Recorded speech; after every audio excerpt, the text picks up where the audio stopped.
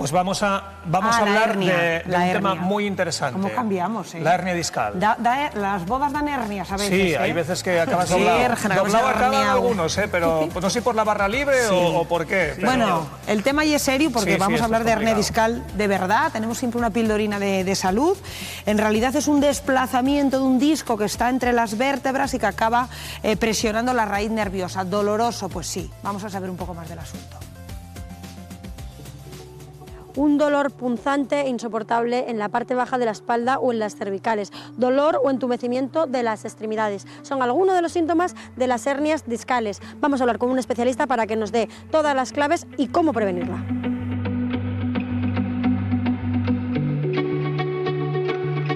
Doctor José María Torres, ¿qué es la hernia discal?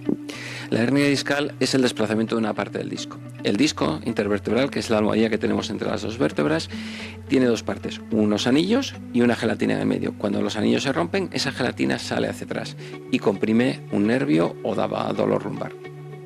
Es un problema que afecta a entre el 35 y el 45% de la población, pero se opera un porcentaje muy pequeño.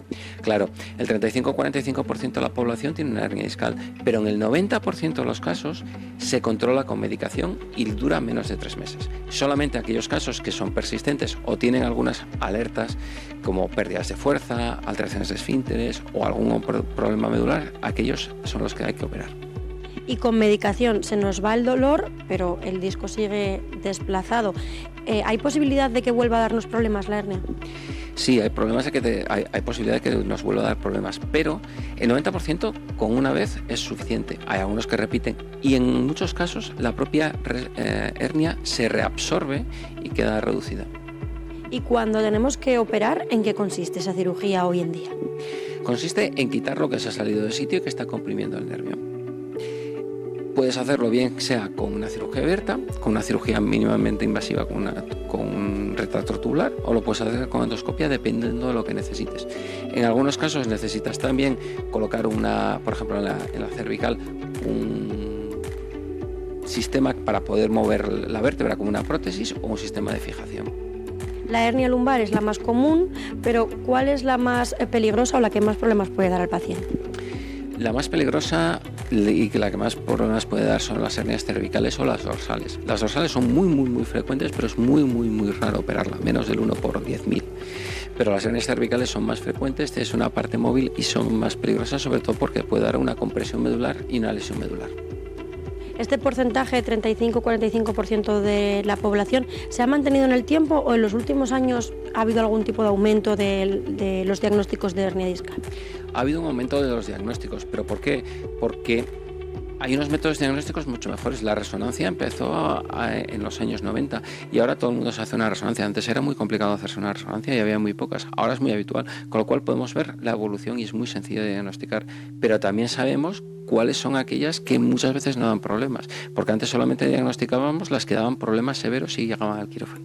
¿Y tener una hernia discal puede ser un motivo de tener más o simplemente puedes tener una y quedarte ahí? Puedes tener una y quedarte ahí. Por ejemplo, en los adolescentes es típico, en los deportistas de alto rendimiento tienen una buena musculatura y no suele dar problemas. El problema es, hay familias que sí, los padres, los hijos y los nietos tienen hernias discales, esos tienen que cuidarse más. Y algunas enfermedades inflamatorias que también dan problemas con los discos. Y para prevenir, para no llegar ni a tener que tratar dolor ni a tener que operar, ¿cuáles son los hábitos que tenemos que tener? Son los que todos sabemos y todos nos olvidamos todos los días. Sentarnos bien, coger pesos con las rodillas y no con la espalda, inclinarse poco, fortalecer la musculatura lumbar y abdominal, todas las cosas que todos sabemos y que nadie hacemos, eso. Bueno, vamos a ir a las redes sociales. Oye, un fenómeno, José María Torres, ¿eh? Sí, me encanta. Sí. Yo tengo que confesar algo. Yo me operé de una hernia discal, L5S1. El fenómeno que me operó fue el doctor Torres. Ay, no sabía yo ese dato. Sí. Y bueno, es volver a nacer. Es básicamente como agarrar un cable pelado, lo comentaba ahora con Luis. En cuanto tú sueltas ese cable pelado, te deja de dar corriente. Pues esto básicamente es lo mismo. Microcirugía, te quitan la parte de disco que te está rozando el nervio. ¿Tú Bueno, esto lo sabes mejor.